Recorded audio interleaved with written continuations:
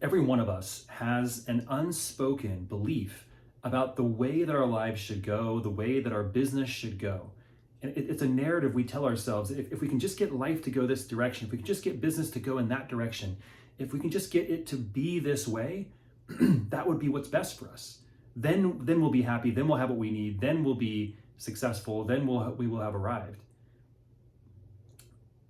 But I noticed something interesting in my life and in the lives of the clients that I work with, is that as I hear their stories in their business and in their personal life, and I think and reflect upon my own, some of the greatest challenges, some of the most difficult things I've ever had to walk through and my clients have ever had to walk through have led to the most significant periods of growth and some of the most amazing blessings in their entire life. So who are we to say that we think things ought to go a certain way? Because if they go that way, then it's the way that it should go. Then we'll be happy. Then we'll be content. Then we'll be fulfilled. We'll be successful. We'll get what we want. Because we have a whole life track record of things not going the way that we wanted and in our business, in our life, that actually turned out to be incredible. That actually turned out for our betterment, for our growth, for our good.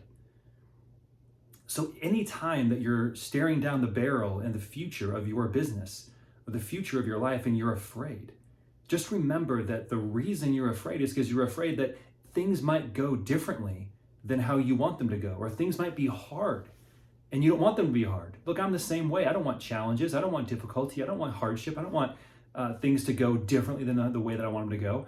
But let's again think about this just for a second.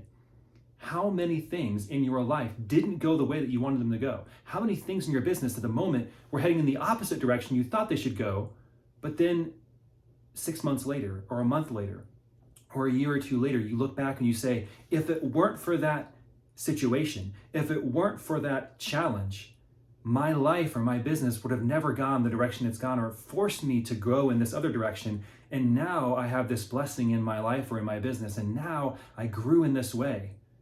So I want you to remember, in times of uncertainty, in times of doubt, in times of fear, that the greatest blessings, some of the greatest periods of growth in your life have always come from moments where things were not going according to your plan. So the goal in your life, the goal in your business is not to ensure that things go according to plan. The goal is to always be looking for the good and asking ourselves, how can this be used, just like all these other situations in our life and our business, to cause greater good, to cause growth, to cause a blessing in the future.